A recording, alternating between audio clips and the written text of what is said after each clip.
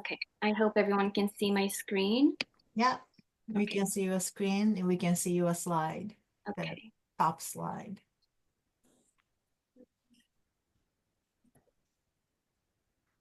there you go. Okay, it's nice because I can still see participants. All right. Thank you, Kayo. I'm happy to be back. It's been, I think, more than a year since I was able to present to your group. But today's topic, it's going to be New Year, New Nourishment, nutrition to support your cancer journey. And, it's going to be a general advice, but if you have specific questions for me, please feel free to put them in the chat so I can address them at the end of the workshop today.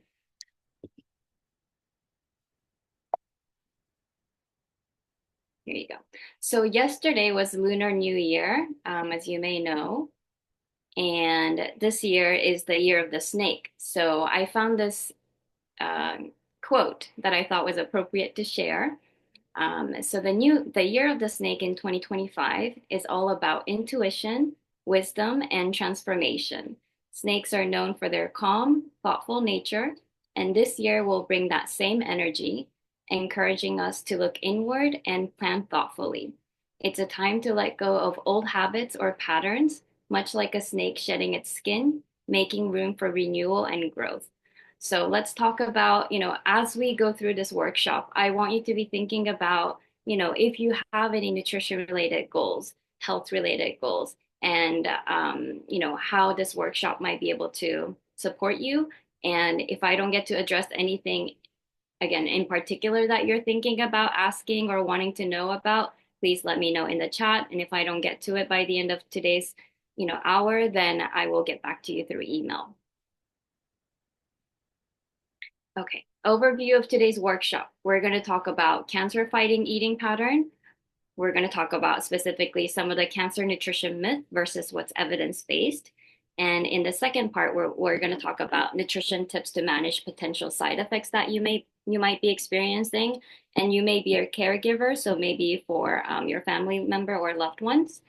And those include nausea, decreased appetite, constipation, diarrhea, fatigue, and depressed mood. And the last portion, we'll talk about practical tips for meal planning, including grocery shopping and building balanced meals and snack. So let's get started with the first part, cancer fighting eating pattern, what that looks like, what are some of the myths, and what's actually evidence-based. So I think there's a lot of cancer nutrition myth and a lot of misinformation, a lot of conflicting information out there. And we want to kind of, think about why that is the case. And I like this graphic here. It talks about evidence-based, different levels of evidence. So when we come across nutrition headlines or nutrition recommendations, nutrition information, first we really want to think about where that information is coming from. Is it a credible source? Is it a credible, reputable organization? Is it just someone posting like a thing on social media and you don't really know where it comes from? It might sound credible, but we don't really know where it comes from. We really want to be a critical consumer of information.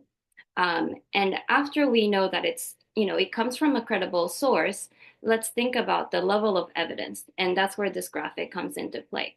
Because, it could be based on a credible research, but is it even a human-based study or is it an animal-based study? Is it an observational study where we're only looking at association and not cause and effect? And then the highest level of evidence that we can find would be something called meta-analyses or systematic reviews, where we're looking at multiple studies and analyzing them all together. So we're not just looking at one study or two studies.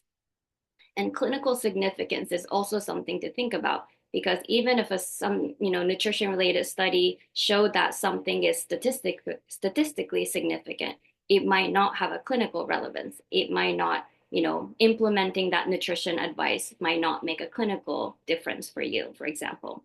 And most importantly, we want to be very careful about adopting something related to nutrition. We want to be thinking about, is it specific, like relevant to you specifically, and is it appropriate for you to implement that nutrition recommendation? Because there, as with anything else, there's always the potential benefits, but also potential harm.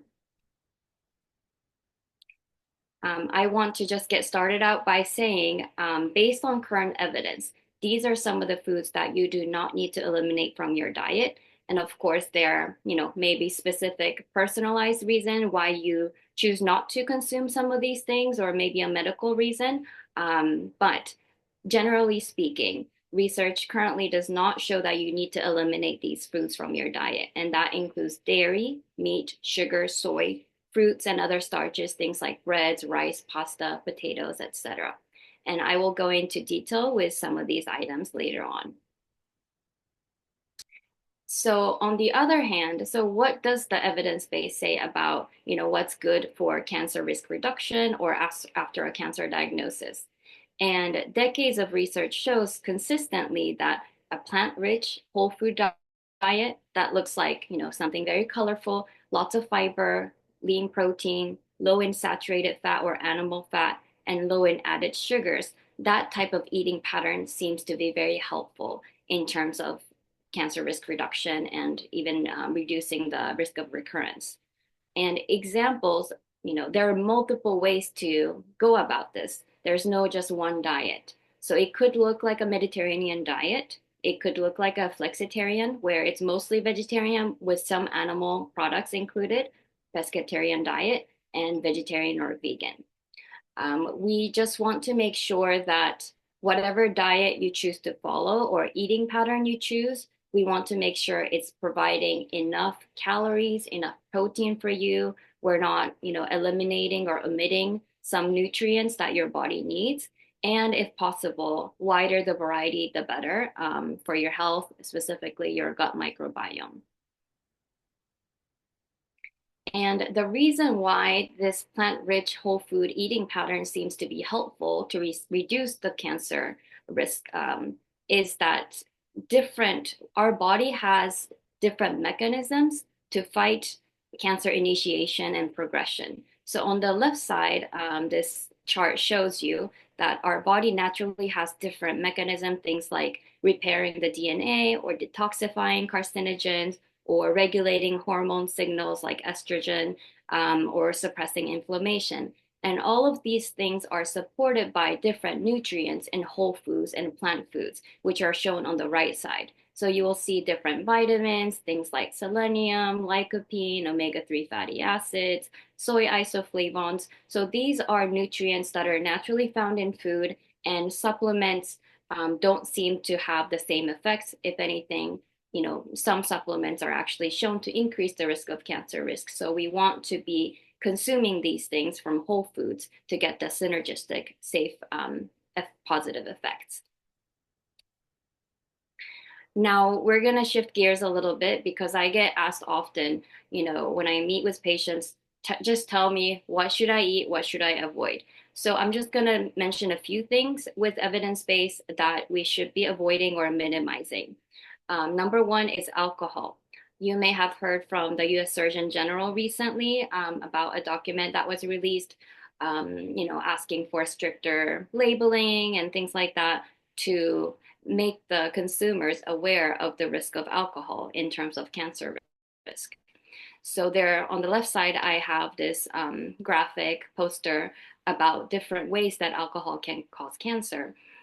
What more than half of the Americans don't know is that alcohol is actually a leading preventable cause of cancer in the US.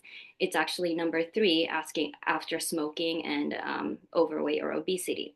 And it contributes to 100,000 cancer cases and 20,000 cancer deaths each year.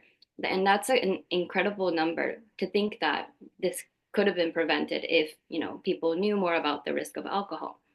We know that it increases the risk for at least 7 types of cancer, including breast, colorectal, esophagus, liver, mouth, throat, and the voice box.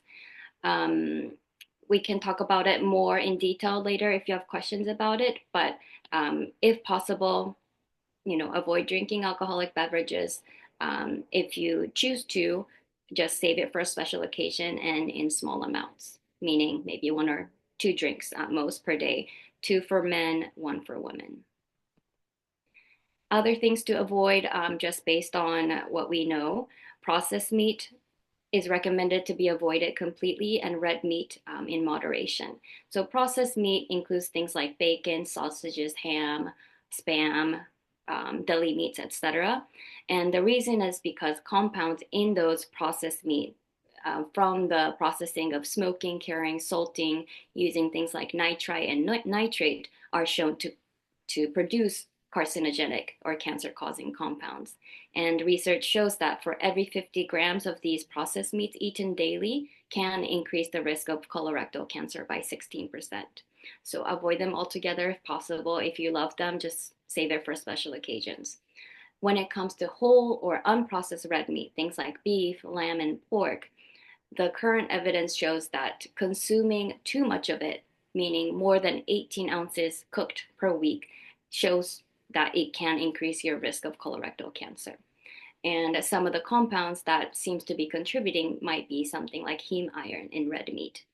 And we also want to be thinking about how we cook them if we choose to eat red meat. So if we cook them at a high temperature, especially fatty meat, it can create compounds that are carcinogenic, like heterocyclic amines from things like barbecued and charred meat. So it's better to cook at a low temperature or use them in soups or stews where we're not charring or using high heat temperature. And the last thing that I want to mention about in terms of foods to avoid or minimize are sugar sweetened beverages, but it actually includes, added sugars in general. There are just more studies done on sugar sweetened beverages. So that includes things like, you know, like frappuccinos, bobas, soft drinks, sodas, etc. We know that sugar doesn't necessarily directly feed cancer, but many Americans consume too much sugars, and that can be a problem.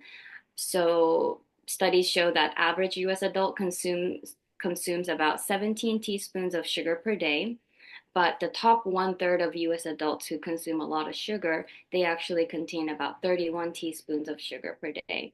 And the recommendation is to limit to about 10% or less of our total calorie intake. So on a 2,000 calorie diet, that will look like less than 12 teaspoons of sugar or less than 50 grams of sugar per day. So we may want to be just conscious and be mindful about nutrition label reading, being aware of where added sugars might be hiding. As an example, a bottle of Coca-Cola, for example, depending on the size, but a bottle can have more than 50 grams of added sugars just in that one bottle. And so high sugar intake is associated with weight gain, overweight, and obesity, as well as inflammation and elevated levels of insulin. And we know that 13 different types of cancer listed on the right side are, the risk of those cancers are increased because of overweight and obesity. Now, the American Institute for Cancer Research, or the sister organization World Cancer Research Fund International, they've done decades of research looking at cancer risk, health, lifestyle factors, including nutrition and physical activity.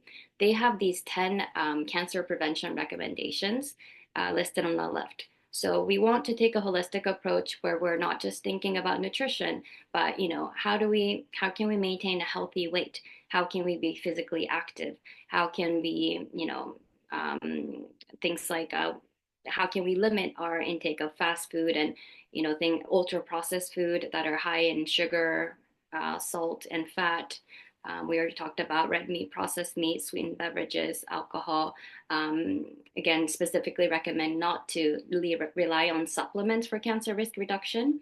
And another thing is for a mother, breastfeeding is recommended to reduce certain risks of certain cancers. And there are multiple studies showing that following these 10 guidelines can decrease the overall cancer risk, as well as reduction in risk of mortality from all causes, including cancer, heart disease, etc. And also by following, for each recommendation that we follow, risk of cancer is postponed by 1.6 years. So potentially, if we follow all of these 10 recommendations, it can delay the risk of cancer development by 16 years. So that's great to know. Now I'm going to move on to the second part of our workshop where we talk about different nutrition tips to manage side effects, including common ones like nausea and decreased appetite. So, nausea is very common, the feeling of queasiness, sometimes associated with vomiting. If you do have chronic nausea, then I hope that you do have prescribed medication to manage it. There are different types. There are different types, and the goal is to, not be throwing up, obviously. We want you to be taking the anti-nausea medication as soon as you feel that queasiness.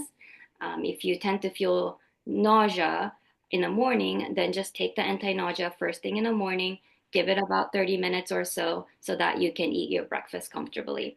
And it's probably best to start with something that's bland, something that's like dry, starchy food like saltine crackers, pretzels, dry cereal, toast, things like that, something that will help absorb the acid in your stomach so that you feel a little bit more settled. You do not want to be avoiding you do not want to be skipping meals because if your stomach is empty for too long, then the stomach acid can make you feel even more queasy and nauseous. You do want to be hydrating with clear liquids throughout the day because dehydration can worsen nausea. So things like diluted juice or some ginger tea, ginger ale, those can be helpful to stay hydrated and to manage nausea. And after your anti-nausea medication's working, after you waited until the medicine kicked in, after you tried some dry starchy food to settle your stomach and sipping on clear liquids, maybe then you can have something more, with protein, for example, maybe refreshing like homemade smoothie with protein, maybe some comforting soups with protein, something like that. And decreased appetite is very common with a cancer diagnosis. Not with every cancer diagnosis. Some people actually gain weight after a cancer diagnosis, depending on the type of cancer and also type of treatment. But decreased appetite can happen more commonly. And with that, it's so difficult to eat when you don't have an appetite. And it's ironic because with many cancer diagnoses, the body can be expending more energy. So you actually need more calories than you used to, but you have no appetite or decreased appetite. And what seems to help for some people is just kind of not relying on those hunger cues anymore, where you kind of come up with a plan, a schedule, maybe even set a reminder on your phone, set a timer for like every 2 to 3 hours while you're awake, you're eating small amounts or drinking small amounts of nutritious drinks or eating like half portion size of what you're used to eating, so that you're getting enough calories and you're not losing weight and intentionally losing your muscles, becoming dehydrated.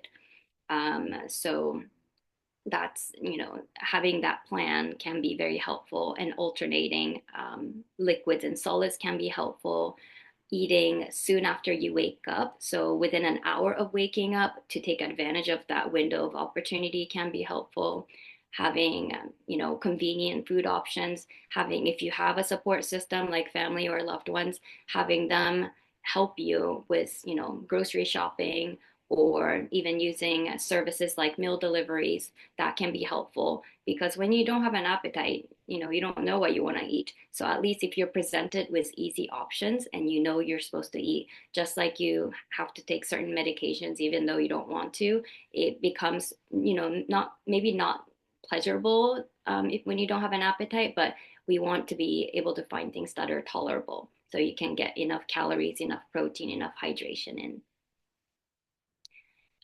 Moving on to GI symptoms. So constipation as well as diarrhea can be very common. It can be common at baseline, even before a diagnosis, but definitely exacerbated with things like pain medications or reduced physical activity level or anti-nausea medication.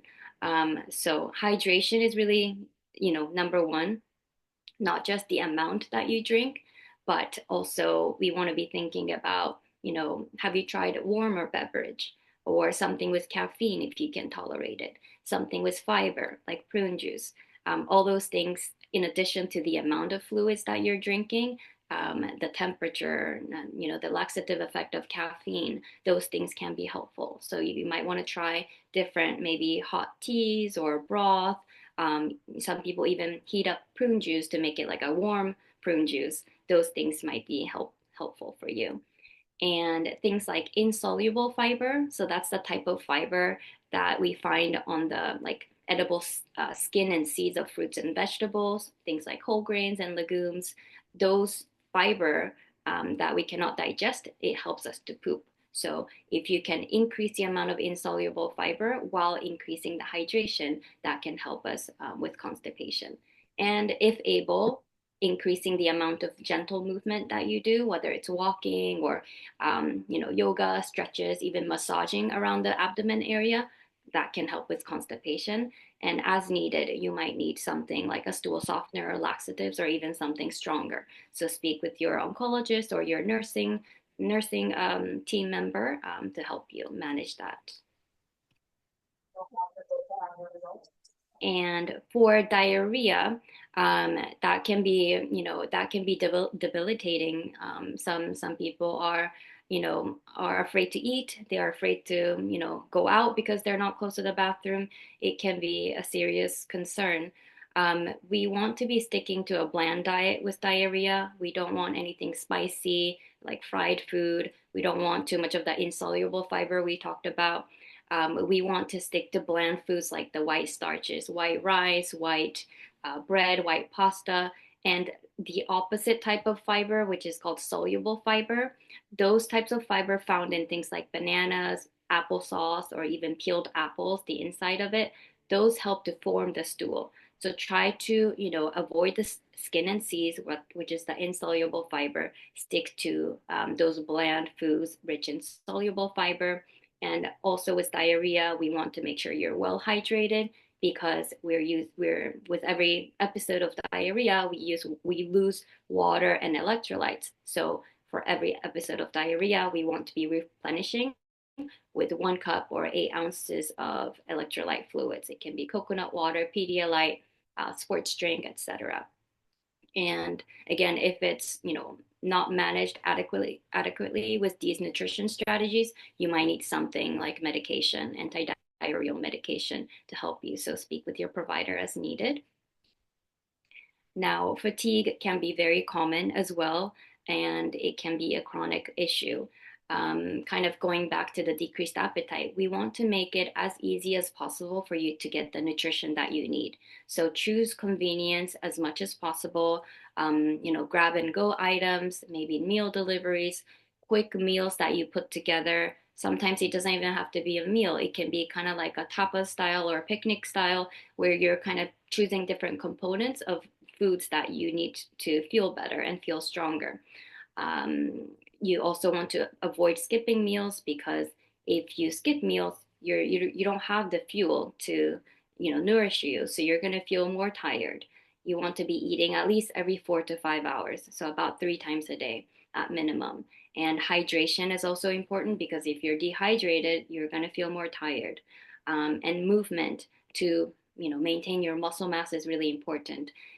I want you to listen to your body. If you're really tired from treatment, for example, get good rest, take a nap if needed. But on the good days, or even maybe certain time of the day, maybe in the morning you have more energy, maybe that's a good time to take that opportunity to go for a short walk outside or do some gentle movement so that you can try to preserve that muscle mass that you have, which is really important for your immune system too.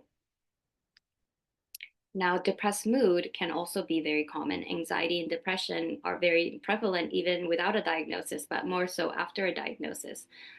For that, there is research showing that certain nutrition choices can help with that mood. So, choosing nutrient dense and balanced meals, which we've been talking about anyway, that can be helpful. Choosing more omega 3s or healthy fats can be helpful. Limiting alcohol and caffeine can be helpful, and sharing meals with loved ones if possible, even through FaceTime or Zoom or something, can be helpful to uplift that mood. Now we're going to go into the last section of our workshop, practical tips for meal planning. We'll talk about grocery shopping tips as well as how to build balanced meals and snacks.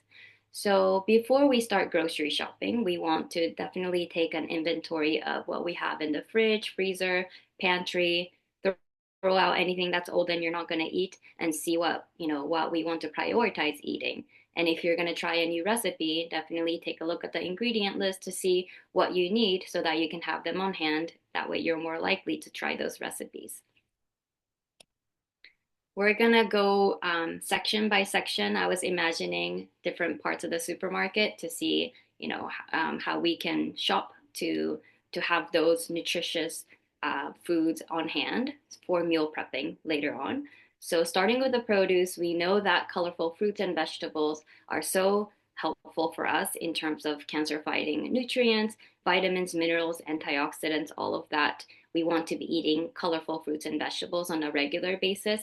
More variety, the better. If you don't have any restriction for fiber, then enjoy high fiber foods, eat the edible skin and seeds. And typically, deeper the colors or the pigments, the more nutrients they have. And specifically, there's a lot of research showing cancer fighting properties found in dark leafy greens. So that can be anything like spinach, kale, collard greens. It can be other, like bok choy and other dark leafy green vegetables, as well as lots of cruciferous vegetables. Those are things like vegetables in the broccoli family or cabbage family, radish family. All of those are good to include. Red and orange vegetables and fruits. And I wanted to highlight avocados for the healthy fatty acid component, as well as a variety of mushrooms that are shown to have cancer fighting properties. And in terms of different what types of veggies to get, I like having at least some raw veggies for appetizers or snacking because you don't need to cook them. They're just easy to have on hand. And you can also munch on them if you're too hungry but you want to cook. So you can munch on veggies as you cook. Easy vegetable options will be something like salad kits or frozen mixed vegetables. I like to get ones from like Costco where like one of them, the Normandy mix has like broccoli, cauliflower, and two colored carrots, or the other one has like Brussels sprouts and like red bell peppers and mushrooms and onions. They're just easy to have as a backup in case I'm low on veggies or just I'm pressed for time.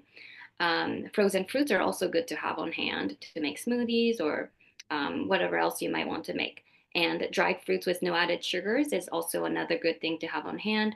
Things like dates, figs, raisins, apricots, whatever you like, and just choose ones with no added sugars. Now, going into dairy and soy, I like to recommend probiotic rich foods like Greek yogurt or kefir.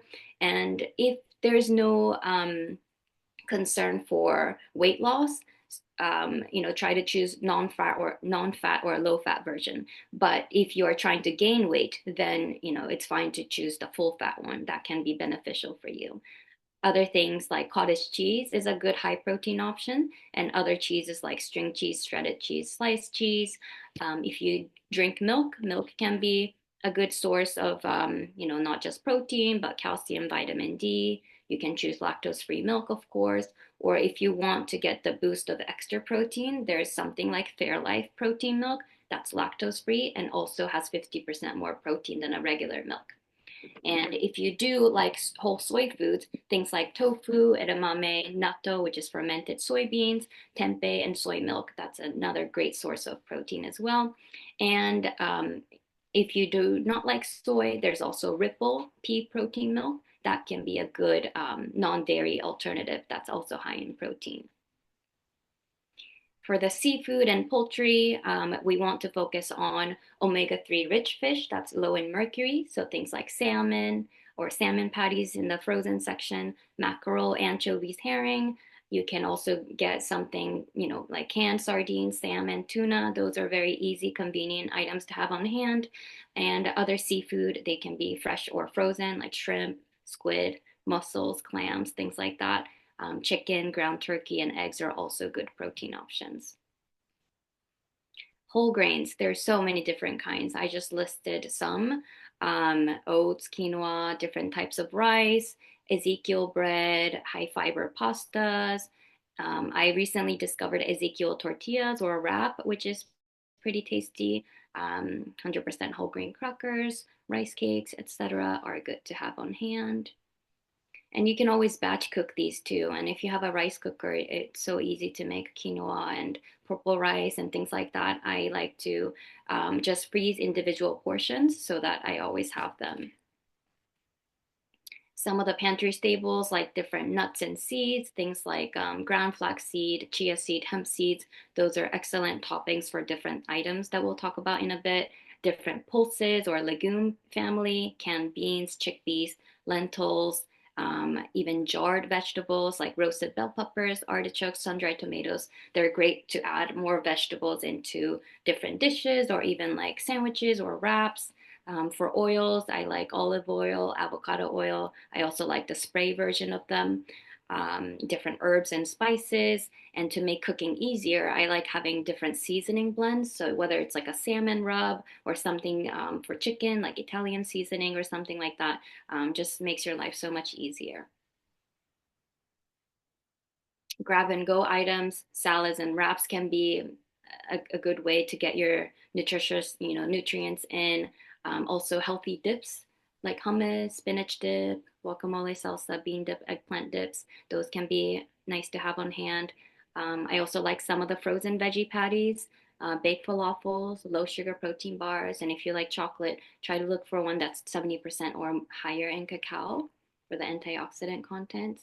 And for beverages, there are so many different options, but definitely water, sparkling water, different kinds of unsweetened tea. Some are shown to specifically to have cancer fighting effects, like green tea, matcha.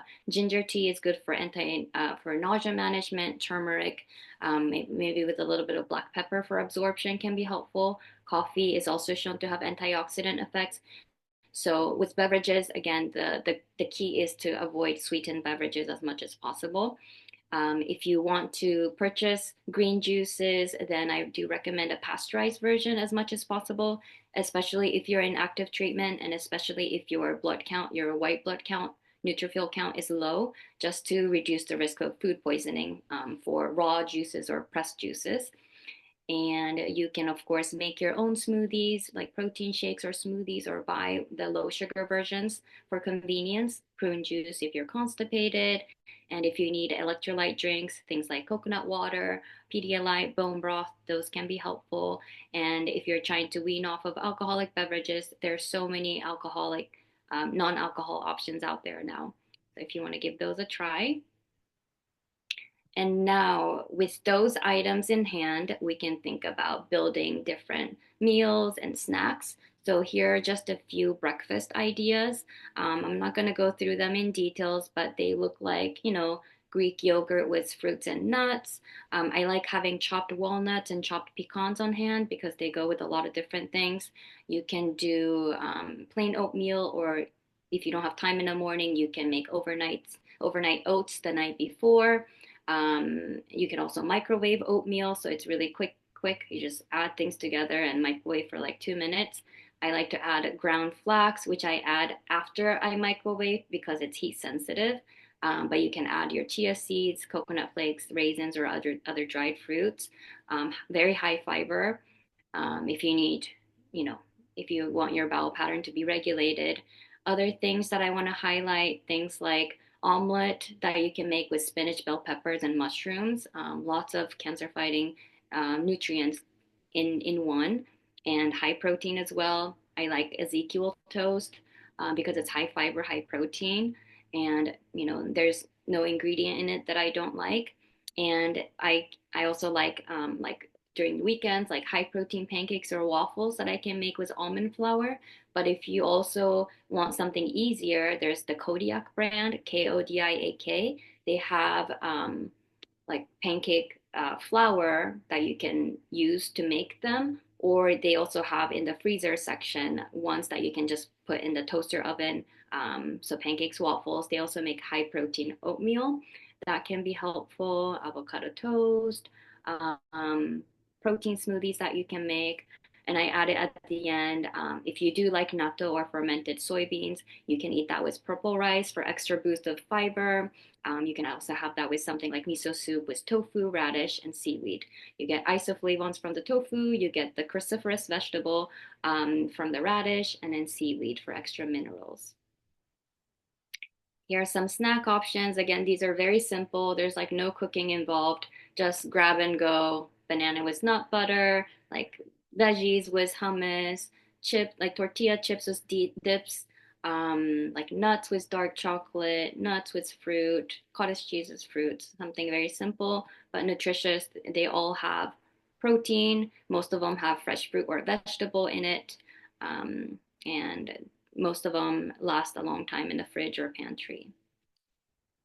Now, when it comes to building your lunch or dinner, I like the healthy plate method where visually you're thinking about, half of my meal is going to be colorful vegetables and a quarter is going to be my protein and the last quarter is going to be my starch. So I like to start with starch just because I think some of the starches take the longest to cook. So if I'm going to cook rice in my rice cooker, it takes like 45 to 60 minutes. So I just want to kind of see what I'm in the mood for. Do I want like a bowl? Do I want a plate? Do I want a wrap? Do I want a salad? Tacos? So pick your starch. I listed all the high fiber options that we talked about earlier, but kind of going back to yes, you can have your white starches too, like white rice, white bread, white pasta. Those are fine to have. And those can be helpful if you're having diarrhea or nausea, or if you just, are craving something comforting. But as much as possible, if your body can tolerate fiber, I would try to add fiber back in from other sources. So if you're having a white rice, for example, then you can try to get fiber from other sources like more vegetables in that meal. Or maybe you can choose a plant based protein so you get more fiber that way.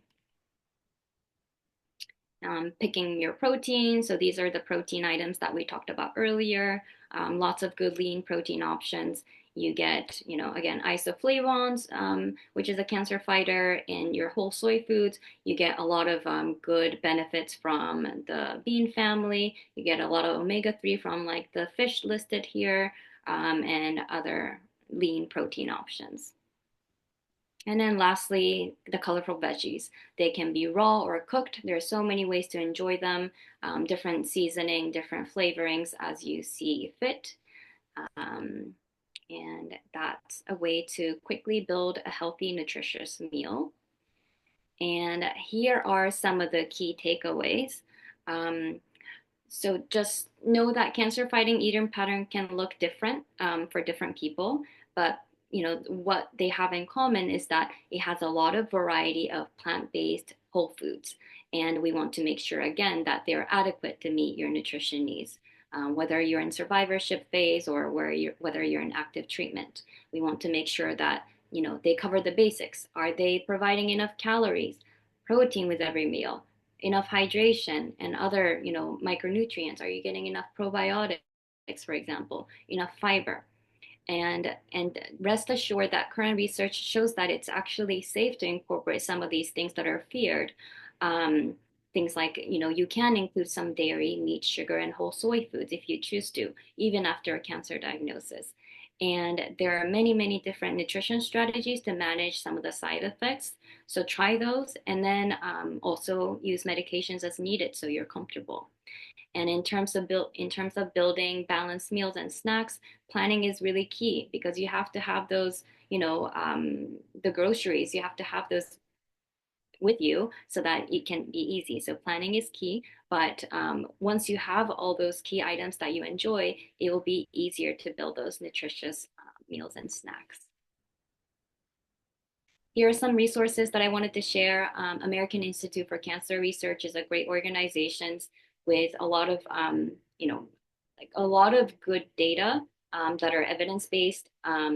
They have different tools. They have different reports that you can read on that are updated. And they also have recipes as well. And the next one, cookforyourlife.org, is a dietitian supervised recipe resource for you, as well as for caregivers. And then the next two are just some cookbooks that you might want to take a look at if you're interested. The one after that, Memorial Sloan Kettering Herbs Database, is a great resource if you have questions about supplements.